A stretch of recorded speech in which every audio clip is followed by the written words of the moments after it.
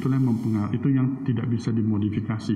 Yang bisa dimodifikasi itu adalah misalnya hipertensi dan diabetes itu mesti konsumsi obat seumur hidup. Cuman datang stroke pokoknya operasi enggak. Kalau stroke penyumbatan dia ada nanti scoringnya berdasarkan ada scoring apakah ini boleh dilakukan trombolysis atau tidak. Kalau dia memenuhi kriteria itu baru boleh dilakukan. Kalau dia tidak memenuhi kriteria itu tidak akan kita lakukan. Kenapa? Hai Sobat Medcast, terima kasih udah klik di video ini. Jangan lupa untuk subscribe, like, komen, dan bunyikan lonceng di sebelah kanan. Selamat menyaksikan. Halo Sobat Medcast, balik lagi di Medcast Medicus Podcast, podcastnya kesehatan. Nah, pada episode kali ini nih kita kedatangan dokter spesialis bedah saraf. Langsung aja nih kita ke dokter Stephen Tandean. Halo dokter. Halo Mbak Intan. Halo semuanya. Boleh dong dok perkenalan diri dokter Stephen Tandean. Baik, ya dok. Sebelumnya terima kasih ya sudah diundang di acara Medicus. Terima kasih juga dokter udah datang ke sini. Iya, saya sudah sering mendengar dan saya juga sudah subscribe, jadi ada update baru saya selalu mendengar. Wah, terima kasih dokter. Baik, jadi perkenalkan nama saya Stephen Tandean, dokter bedah saraf. Ya, saat ini saya bekerja sebagai staf Departemen Bedah Saraf di FKUSU. Saya juga berpraktek di Rumah Sakit Siloam Dirga Surya. Oke, baik dok. Kegiatan sehari-hari selain jadi dokter bedah apa tuh dok? Kegiatan sehari-hari selain jadi dokter bedah, ya menjadi seorang suami dan seorang ayah. Oh iya, betul kan. Saya juga mengisi waktu untuk pendidikan dalam arti karena seorang dosen jadi harus punya tridharma perguruan tinggi, pendidikan, penelitian dan pelayanan ke masyarakat. Jadi kita juga aktif untuk membuat penelitian, menulis, kemudian mendidik mahasiswa. Oke, baik. Nah, langsung aja nih dok, kita ke topik kita nih, stroke ya dok. Siap. Nah, stroke ini nih yang saya baca nih merupakan penyebab kematian ketiga di dunia setelah penyakit jantung koroner dan kanker, baik itu di negara maju maupun di negara yang berkembang. Nah, menurut American Heart Association, 1 dari 10 kematian itu disebabkan oleh stroke itu sendiri, ya dok. Nah, secara global 15 juta orang itu terkena stroke setiap tahunnya. 1/3 meninggal dunia dan sisanya mengalami kecacatan permanen. Itu dan menurut American Heart Association tahun 2014, stroke ini merupakan penyebab utama kecacatan yang dapat dicegah. Yes. Nah, berarti sebenarnya stroke itu apa sih dok artinya? Oke, baik. Jadi stroke menurut WHO itu artinya adanya gangguan aliran pembuluh darah sehingga menyebabkan gangguan pada persarafan. Jadi menyebabkan defisit, istilah medisnya defisit neurologis atau menyebabkan gangguan pada fungsi kerja persarafan. Bisa gangguan berbicara, bisa gangguan ke pergerakan, kekuatan otot, bisa pada sensasi sentuhan, bisa juga sampai menyebabkan gangguan berpikir kognitifnya. Jadi kita kira ini karena orang gila, skizofrenia atau sebagainya, rupanya ada penyumbatan ataupun perdarahan di daerah yang mengatur fungsi kognitif sehingga kognitifnya itu terganggu. Kognitif itu maksudnya kemampuan untuk berpikir logisnya terganggu. Oke. Yes. Nah, itu kan definisinya ya dok ya. Untuk penyebab stroke itu sendiri tuh apa aja sih dok? Oke. Nah, penyebab stroke kita bagi menjadi 2. Ada stroke penyumbatan dan ada stroke perdarahan. Jadi kalau kita ibaratkan pembuluh darah itu seperti pipa, dia memberikan air ke seluruh rumah. Okay. Kita anggap jadi rumah itu adalah sel-sel sarafnya. Nah, kalau pipanya itu tersumbat akibat misalnya ada kotoran pasir dan sebagainya, otomatis rumah tidak mendapat aliran air. Nah, itulah yang terjadi. Sel saraf tidak mendapat darah sehingga dia mati. Okay. Itu kejadian pertama. Atau yang kedua, pipanya putus, pecah. Okay. Nah, pecah sehingga darahnya itu menggenang, tidak sampai ke sel saraf juga. Itu juga akan menyebabkan kerusakan pada sel saraf. Tetapi kondisi yang lebih buruk umumnya pada stroke perdarahan. Nah, secara jumlah lebih sering penyumbatan. Penyumbatan itu lebih kurang 80%, perdarahan itu lebih kurang 20%. Nah, tapi perdarahan itu mempunyai kondisi yang lebih jelek. Nah, karena pipanya pecah, otomatis dia airnya akan keluar, darahnya akan keluar sehingga membanjiri daerah sekitar, organ-organ yang lain gitu ya, Dok ya. Sehingga organ tujuannya, sel saraf yang tujuannya tidak mendapat darah, tempat dia banjir juga akan tergenang oleh darah sehingga menyebabkan kerusakan juga di daerah sana. Nah, makanya stroke perdarahan itu tingkat kematian dan kecacatannya jauh lebih tinggi dibandingkan stroke penyumbatan. Yes. Oke, kalau stroke penyumbatan itu penyumbatan karena apa ya, Dok? Maksudnya misalnya lemak kah atau apakah gitu? Oke, baik. Jadi faktor resiko daripada stroke itu ada dua kita kategori besarnya. Satu yang bisa dimodifikasi, satu lagi yang tidak bisa dimodifikasi. Nah, yang tidak bisa dimodifikasi ini maksudnya apa? Misalnya yaitu usia. Semakin bertambahnya usia, maka resiko stroke itu akan bertambah. Ini tidak bisa kita modifikasi. Ya, setiap manusia akan bertambah tua. Nah, kenapa? Karena dengan pertambahan usia, pembuluh darah itu berkurang kelenturannya, sehingga dia lebih mudah untuk mengalami kerusakan. Kemudian kedua itu jenis kelamin. Jadi laki-laki itu lebih berpotensi tinggi untuk terjadi stroke. Laki-laki ya, Dok? Yes, laki-laki lebih tinggi. Karena pada perempuan dia ada perbedaan. Perempuan tuh punya hormon estrogen dan progesteron yang akan melindungi pembuluh darah hingga saat sudah menopause. Nah, maka resikonya menjadi setara antara perempuan dan laki-laki. Ketika perempuan menopause setara. Iya, betul. Makanya kita lebih sering menjumpai wanita stroke itu lebih di usia yang lanjut. Nah, sedangkan laki-laki itu usianya lebih muda. Nah, kemudian yang ketiga itu genetik. Nah, genetik juga tidak bisa kita ubah. Jadi ada beberapa orang yang punya genetik, dia terjadi akumulasi kolesterol di dalam darahnya karena ketidakmampuan untuk membuangnya. Itu juga ada. Nah, jadi itulah yang mempengaruhi, itu yang tidak bisa dimodifikasi. Yang bisa dimodifikasi itu adalah misalnya aktivitas yang rutin. Jadi olahraga yang rutin, adanya aktivitas fisik yang menurut WHO paling baik adalah medium, artinya ada rutinitas setiap harinya. Kemudian tidak merokok, mengurangi makanan yang berlemak, ya kan, menjaga tidak sampai hipertensi. Kalaupun terjadi dia makan obat teratur, terkontrol. Kemudian kalau memang terjadi diabetes, dia bisa mengkontrol diabetesnya. Kemudian konsumsi garam yang tidak berlebih, karena garam yang berlebih itu akan cenderung menaikkan tensi sehingga mudah terjadi stroke. Nah, itulah beberapa yang bisa dimodifikasi melalui gaya hidup dan obat-obatan. Nah, seringnya memang orang berpendapat bahwa makan obat tensi, jadi darah tinggi, diabetes mellitus itu adalah pengobatan seumur hidup.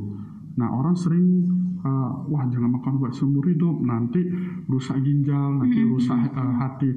Itu salah. Justru kalau tidak mengkonsumsi obat darah tinggi dan diabetes secara rutin, itulah yang akan merusak ginjal, merusak hati, dan merusak sistem pembuluh darah. Gitu. Ya, berarti betul. Selama ini asumsi orang-orang itu salah gitu ya, Dok ya? Iya, kalau sudah hipertensi dan diabetes itu mesti konsumsi obat seumur hidup, cuman dosisnya yang bisa kita sesuaikan dengan membaiknya aktivitas kita, dengan membaiknya kehidupan sehari-hari kita. Obatnya itu bisa kita turunkan sampai dosis yang paling minimal. Tapi kalau dihentikan itu belum pernah ada. Begitu. Sampai dosis yang paling optimal.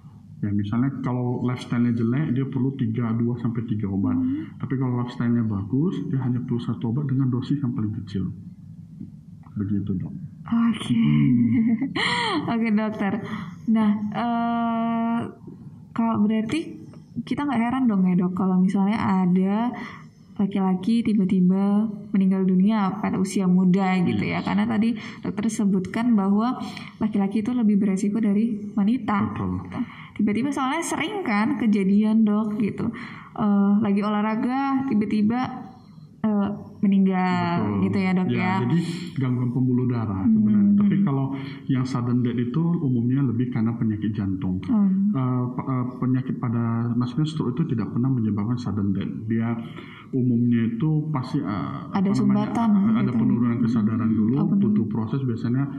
Mohon maaf kalau memang kondisi penyumbatan itu jelek sekali, biasanya dia butuh 1-2 hari untuk istilahnya meninggalnya. Jadi dia nggak ada sudden death, Tidak dia ada sudden death. penurunan kondisi dulu gitu ya dok ya. Penurunan kondisi dulu, betul. Okay. Nah, tadi udah dokter jelasin juga sih resiko yang berhubungan dengan gaya hidup ya dok ya. Betul. Nah sekarang gejala-gejala utama dari stroke tadi gimana dok? Gejala-gejala utamanya? Baik. Jadi gejala stroke itu bergantung pada lokasi otak yang diserangnya. Jadi keluhannya itu sangat bervariasi. Bisa hanya gangguan penglihatan saja. Kalau dia kenanya ke nama regi otaknya occipital, kemudian dia gangguan pergerakan. Kalau dia kenanya di daerah otak yang mengatur pergerakan. Jadi itu sangat bervariasi. Nah, tapi umumnya dari perkumpulan neurologis dan bedah saraf di Amerika, mereka menggunakan istilah FAST, F-A-S-T. Jadi itu bahasa Inggrisnya, face pertama. Artinya kalau tiba-tiba ada wajah yang miring atau salah satu sisi wajahnya jatuh, pokoknya jadi tidak simetris, nah itu adalah kemungkinan tanda terjadi stroke. Yang kedua, itu arm. Maksudnya bila tangannya tiba-tiba lemah, tidak bisa digerakkan, kakinya tidak bisa digerakkan pada satu sisi, itu juga tanda stroke. Kemudian yang S-nya itu adalah speech.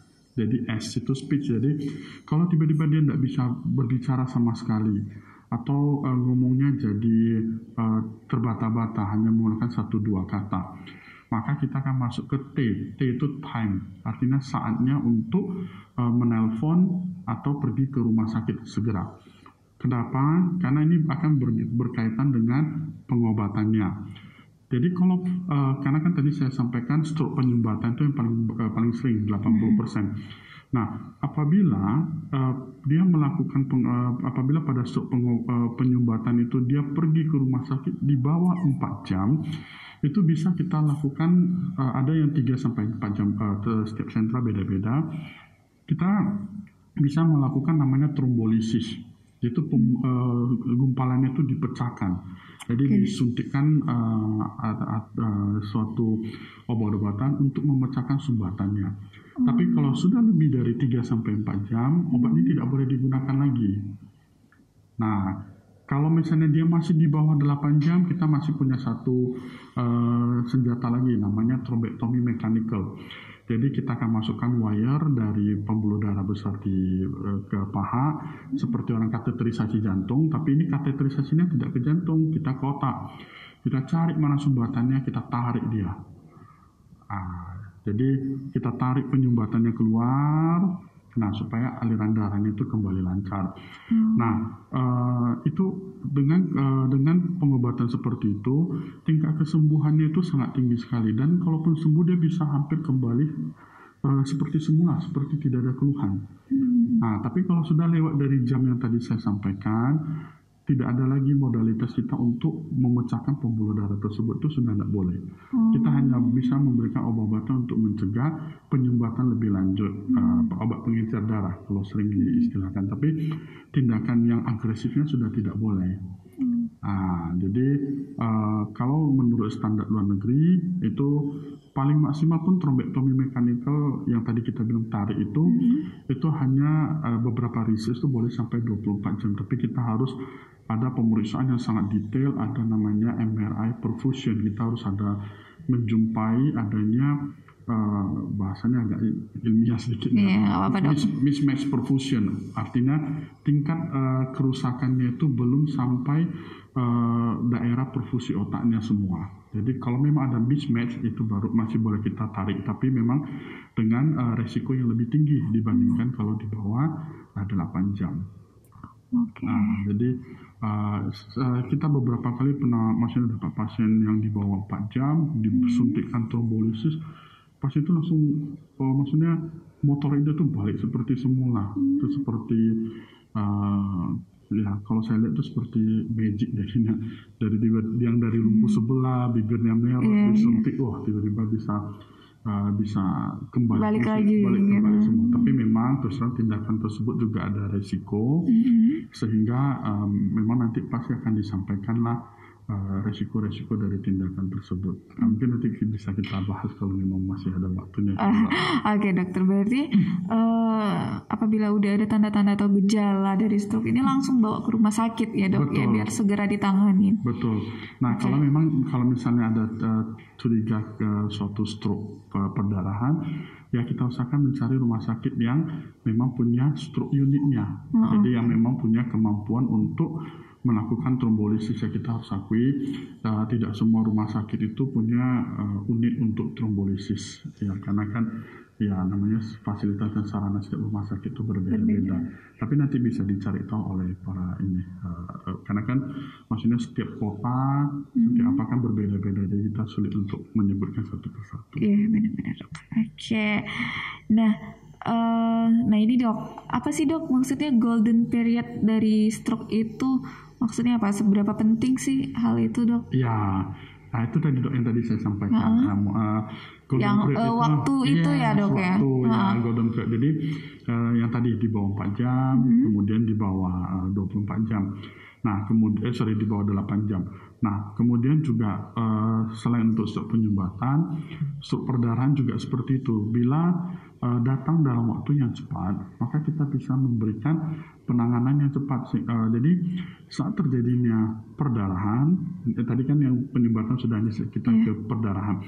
Saat terjadinya perdarahan, maka sel-sel saraf yang di sekitarnya juga bisa rusak. Kalau kita bisa menangani dengan cepat, maka kerusakan itu hanya di daerah yang pada daerah yang berdarah. Tapi yang di sekelilingnya itu bisa kita selamatkan. Tapi kalau misalnya kita lambat, akhirnya di sekelilingnya pun rusak, maka kerusakannya menjadi sangat luas sekali. Nah, semakin banyak saraf yang bisa kita selamatkan, maka kemungkinan plastisitas otak itu lebih mungkin terjadi. Maksudnya plastisitas adalah apabila ada kerusakan pada satu bagian, kita harapkan bagian lain akan mengambil alih fungsinya. Makanya kita bisa melihat terkadang orang datang dengan kelemahan pada satu sisi tubuh setelah menjalani pengobatan yang baik, dia menjalani fisioterapi, akhirnya kekuatannya membaik. Walaupun tidak bisa kembali sempurna, tapi ada yang hampir 90-95% balik. Kenapa? Ya karena masih banyak saraf yang terselamatkan mengambil alih fungsi yang rusak. Jadi area otak itu masih banyak area yang tidak memiliki fungsi, artinya dia hanya daerah-daerah tertentu punya fungsi. Tapi saat yang punya fungsi itu rusak, kita harapkan ada shift, ada perubahan istilah lokasi daripada yang mengatur fungsi itu ke daerah yang masih sehat. Yaitu kita namakan brain plasticity. Aduh, banyak belajar nih saya dok. Oke dok, untuk stroke ini sendiri, apakah dengan pemberian obat itu sudah cukup atau harus dioperasi atau bagaimana dok? Untuk berarti perawatannya ya dok ya? Jadi tidak semua pasien stroke itu harus dioperasi, tidak. Dia ada kategorinya, ada istilah medisnya, ada indikasinya. Tidak semua itu datang stroke pokoknya operasi, tidak. Kalau stroke penyumbatan, dia ada nanti scoringnya berdasarkan ada scoring apakah ini boleh dilakukan trombolisis atau tidak. Kalau dia memenuhi kriteria itu baru boleh dilakukan. Kalau dia tidak memenuhi kriteria itu tidak akan kita lakukan. Kenapa? Karena sudah dilakukan research, kalau dilakukan resikonya itu terlalu besar. Resikonya apa? Karena kita memecahkan gumpalan dengan obat pengencer darah, maka resikonya adalah perdarahan. Ya, artinya perdarahan. Nah, kita kan tidak mau datang dengan penyumbatan, tambah lagi perdarahan. Jadi kita betul-betul akan diseleksi pasiennya supaya mengurangi resiko-resiko tersebut. Nah, bagaimana dengan ini perdarahan? Perdarahan juga tidak semuanya dioperasi. Jadi ada beberapa kriteria yang kita lihat dari perdarahan. Yang pertama itu dari volume. Jadi ada negara yang mematok volume 30 cc. Ada negara yang mematok volume 50 cc. Tapi ini betul-betul sangat dependen dengan dokter bedah sarafnya. Jadi lokasinya itu juga mempengaruhi. Kalau dia letaknya dalam 30 terkadang kita hanya pemberian obat-obatan. Tapi kalau dia letaknya lebih ke permukaan otak, 30 biasanya kita ambil. Biasanya kalau 50 di daerah letak dalam baru kita lakukan pengambilan, karena darah itu akan menekan ke otak yang lainnya sehingga bisa menyebabkan kesadaran menurun dan hal-hal sebagainya. Kemudian kita lihat tadi ada nggak pendorongan pada garis tengah otak. Nah, tubuh manusia itu sangat luar biasa. Jadi kiri dan kanan itu pasti sama. Kalau kita bagi dua pasti sama. Sama di otak juga dia sama. Kiri kanan dia kalau kita belah dua, maka kiri dan kanan itu pasti sama. Dia seperti cermin. Nah, kalau kita lihat ada pendorongan, sudah ada tidak simetris. Kalau dia lebih dari 5 mm itu harus kita lakukan operasi. Dan ada beberapa kriteria lain yang lebih teknis, jadi agak sulit saja. Maksudnya nanti bisa didiskusikan dengan dokter yang merawatnya. Ya. Oke, sebenarnya sih dok, berapa persen sih dok angka keberhasilan pengobatan dari stroke itu sendiri? Oke, baik.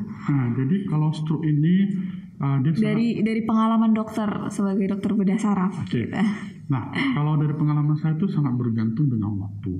Semakin cepat penanganan stroke, maka hasilnya akan baik. Tapi kalau misalnya dia semakin lama, maka hasilnya itu akan lebih kurang baik. Jadi ada beberapa faktor yang mempengaruhi. Jadi ada faktor istilahnya, jadi di ilmu neurologis dan bedah saraf kita ada buat namanya prognosis factor. Salah satu itu adalah usia. Kalau lebih muda dia terkena, maka hasilnya akan lebih baik karena kemampuan untuk memperbaiki plastisitasnya itu masih tinggi. Kemudian yang kedua itu kecepatan dari waktu pengobatannya. Kemudian yang ketiga jumlah perdarahannya. Kemudian keempat itu lokasi perdarahan. Kemudian ada melibatkan namanya perdarahan ventrikel atau tidak. Nah, ada namanya intraventricular hemorrhage atau tidak. Kemudian tingkat kesadaran saat kita lakukan pengobatan. Semakin tinggi kesadarannya, maka hasilnya akan semakin baik. Nah, itu dia beberapa faktornya. Nah, tapi kalau saya beberapa kali pengalaman, saya ingat sekali waktu pertama kali saya baru menyelesaikan pendidikan bedah saraf, praktek pribadi, maksudnya menjadi praktek di rumah sakit, saya dapat kasus wanita stroke saat akan melakukan penerbangan kembali ke kota asalnya. Nah, itu datang dengan kesadaran GCS-nya 5. Jadi kalau GCS itu penilaian kesadaran yang sangat istilahnya sangat objektif dengan angka paling rendah itu 3, dia sudah di angka 5. Nah, tapi penanganannya cepat, dia di bawah 8 jam sudah dibawa ke rumah sakit. Kita tangani, memang perawatannya lama, tapi saat ini pasien itu sudah bangun. Maksudnya sudah bisa kontak dengan keluarganya, dia fully recover, cuman kelemahan pada setengah sisi tubuhnya. Dia masih mengalami kecacatan itu, tapi yang lainnya masih fully recover. Itu terus terang luar biasa karena kesadarannya rendah sekali, tapi untungnya karena keputusan keluarganya cepat, jadi hasilnya menjadi lebih baik. Tapi perawatannya lama kita. Prognosisnya baik ya dok? Prognosisnya baik. Perawatan ICU-nya itu hampir 3 minggu dengan ventilator, kemudian harus kita tracheostomy. Jadi tapi hasilnya baik. Ya kita senang melihat ininya. Ya memang yang tersisa hanya kelemahan pada satu sisi. Ya, pasti ada satu organ ataupun satu yang mengalami ini ya dok ya. Pasti ya dok ya. Kecacatan itu sendiri ya dok ya. Tidak bisa 100% balik seperti semula gitu ya dok ya. Ya, makanya lebih baik adalah mencegah. Ya benar. Terus sekali dok. Nah dok, baik, ini kita mau main mitos atau fakta tentang stroke nih dok. Siap. Oke. Nah, kan jadi biar orang-orang awam juga tahu ya dok ya. Ini nih mitosnya, ternyata ini faktanya nih gitu. Ternyata yang selama ini didengar itu cuma mitos doang gitu kan dok. Oke, yang pertama, menusuk jarum hingga berdarah bisa mengobati stroke. Tidak. Enggak ya dok ya? Tidak sama sekali. Jadi, tapi ini sering maksudnya banyak kita jumpai. Iya. Pasien stroke itu datang seluruh 10 jarinya itu semua sudah ditusuk. Sudah. Kenapa tangan berdarah? Oh ya, tadi kami tusuk. Jadi itu sama sekali tidak. Malah rasa nyeri itu justru akan meningkatkan tensinya. Justru akan malah beresiko perdarahan itu semakin bertambah, semakin meluas. Jadi itu tidak. Oke, nah itu Sobat Medcast ingat.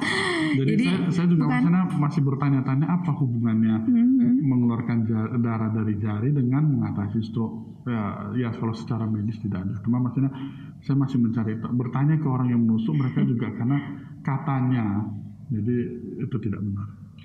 Mungkin kayaknya dok supaya karena kan ada sumbatan, orang kira kan stroke itu sumbatan gitu kan dok. Jadi kayak nyusuk jarinya tuh kayak biar aliran darahnya lancar gitu kali ya dok ya. Mungkin ya kan dok. Padahal salah sama sekali, nggak kayak gitu ya dok. Oke, yang kedua, stroke ini sering terjadi pada saat mandi. Tidak. Jadi justru yang sering saya temui itu adalah stroke itu pada saat dia tidur. Jadi maksudnya tidak ada prevalensi waktunya. Maksudnya ini bukan karena mandi menyebabkan stroke, enggak. Jadi saat terjadi kapan terjadinya stroke itu memang kita, maksudnya saya juga enggak bisa nih. Tapi umumnya kita bagi dua. Kalau saat istirahat terjadi stroke itu umumnya stroke penyumbatan. Kalau saat dia beraktivitas terjadi stroke, umumnya adalah stroke perdarahan. Karena saat dia beraktivitas, umumnya tensinya akan lebih tinggi sehingga menyebabkan pipa pembuluh darahnya itu pecah. Jadi biasanya kalau berobat, biasanya orang yang berobat stroke pasti akan ditanya, tadi sebelumnya ngapain? Kalau tadi dibilang dia istirahat, maka pikiran kita adalah ke stroke penyumbatan. Tapi tidak selamanya harus seperti itu. Ada juga yang lagi istirahat terjadi stroke perdarahan, tapi umumnya seperti itu. Untuk penegakan diagnosis ya dok ya? Yes. Oke. Nah jadi berarti mitos ya dok ya? Ya betul. Nah yang ketiga, stroke ini merupakan penyakit orang tua. Enggak. Jadi saya pernah menjumpai laki-laki usia 31 tahun dengan stroke penyumbatan. 31 tahun 31 tahun. Kenapa? Faktor resikonya adalah dia perokok berat. Satu hari itu bisa 2-3 bungkus. Wah. Yes.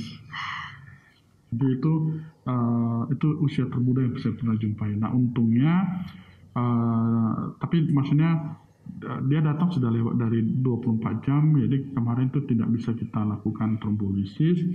Kita hanya melakukan terapi dengan fisioterapi, pemberian obat pengencer darah, kemudian mengontrol faktor resikonya. Untungnya motor ini itu kembali hampir ke 95%. Jadi dia sudah bisa jalan, aktivitas, cuma untuk gerakan yang sangat teliti itu dia agak kesulitan. Wah, berarti bukan hanya orang tua aja. Tidak. Ya dok ya. Semua usia bisa kena ya dok ya. Yes, tapi kalau usia lebih muda lagi itu biasanya adanya adanya memang penyakitnya. Jadi contohnya kelainan pembuluh darah bawaan lahir seperti AVM atau ada aneurisma. Jadi itu memang ada kelainan-kelainan bawaan lahir atau mungkin yang tidak, maksudnya yang jarang kita dengar itu moya-moya disease.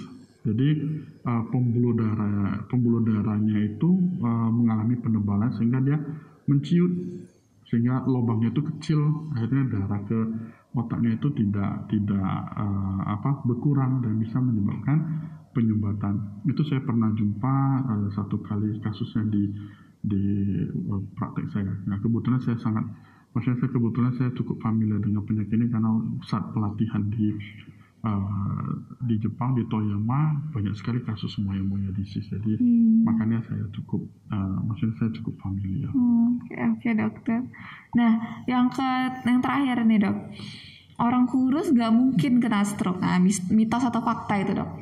Mitos juga. Mitos. Jadi, memang betul orang dengan ukuran badan BMI yang obesitas itu jauh lebih tinggi resikonya terkena, itu betul sekali. Tapi bukan berarti orang yang kurus itu tidak bisa kena, no. Karena penyebab stroke itu tidak hanya semata-mata kolesterol yang tinggi. Nah, kan tadi kan ada banyak faktor. Benar. Dia perokok, misalnya dia kurus tapi dia perokok, peminum alkohol. Gaya hidup ya dok ya? Iya, dia bisa juga terkena. Gitu. Nah jadi bukan hanya orang yang obesitas atau orang yang kelebihan berat badan ya dok ya? Ya, cuma memang orang obesitas memiliki jauh lebih tinggi. Dia punya faktor, dia sudah plus 1. Tapi kan kalau kita dengan berat badan ideal, kalau kita juga pun menambah faktor resiko ke kita, ya kita juga bisa terkena. Iya benar banget dok. Nah dokter boleh dong kasih tips atau masukan buat atau advice lah buat sobat Medcast supaya terhindar dari stroke gitu kan, karena kan ini yang nonton pasti yang masih usianya rentang usianya tuh 20-an sampai 50-an kali ya. Jadi kan masih ada rentang usia yang untuk bisa mencegah stroke itu sendiri gitu ya kan dok ya. Betul. Jadi sarannya itu adalah melakukan aktivitas fisik yang reguler setiap harinya. Jadi tidak harus yang maksudnya berat seperti gym ya, kalau itu kan bagus untuk bodybuilding. Tapi maksudnya saran dari WHO itu adalah aktivitas fisik yang istilahnya sedang, kemudian jangka waktunya lebih kurang 20-30 menit sehari. Jadi tetap harus ada aktivitas fisik untuk memperbaiki ini. Kemudian hindari faktor-faktor risiko yang bisa kita hindari, contohnya konsumsi alkohol, merokok, ya kan. Kemudian mengkonsumsi makanan-makanan yang berlemak dalam jumlah yang sangat banyak, itu kan bisa kita hindari. Nah, jadi untuk teman-teman Medcast, jagalah kesehatan. Pencegahan jauh lebih penting dibandingkan pengobatan, karena pengobatan apapun terhadap stroke dia tetap akan menimbulkan gejala sisa. Mungkin kita bisa menyelamatkan nyawa kita, artinya mortalitasnya bisa kita hindari, tapi untuk kecacatannya itu sangat sulit. Jadi pasti minimal ada gejala sisa. Jadi apakah jari tangannya jadi kaku, untuk gerakan yang sangat halus itu jadi kesulitan, atau jalannya itu tetap bisa jalan tapi ada kekakuan pada sendinya sehingga jalannya itu lebih seperti robot. Jadi paling penting adalah mencegah dibandingkan mengobati. Oke, benar banget dok. Aduh, makasih banyak nih dok udah ngobrol-ngobrol bareng kita tentang stroke. Saya banyak belajar nih dok. Saya justru berterima kasih sudah diundang. Saya tidak nyangka sering mendengar, akhirnya saya diundang di sini. Bisa aja nih dokter. Tentang stroke ini sangat bermanfaat sekali ya buat lagi di usia 20 kisah sampai 50 sampai seterusnya nih, memang sangat bermanfaat karena kita sehari-hari lifestyle-nya juga udah nggak karuan nih ya kan dok ya sekarang ini. Udah bener-bener jarang lah ada yang lifestyle-nya itu sehat gitu. Ya mudah-mudahan dengan Medcast ini bisa membantu memberikan informasi ke teman-teman, baik bukan hanya untuk diri sendiri tapi untuk keluarganya atau teman-temannya ya kan. Jadi bisa membantu tenaga kesehatan untuk mengkampanyekan pencegahan terhadap penyakit stroke ini. Oke, makasih banyak dokter. Sampai ketemu lagi dokter nanti di lain waktu ya dok. Ngobrol-ngobrol tentang yang lain lagi ya dok ya. Siap. Sampai jumpa. Bagi sahabat Medcast, sekian dulu podcast kita hari ini. Sampai ketemu di podcast berikutnya. Dadah. Bye.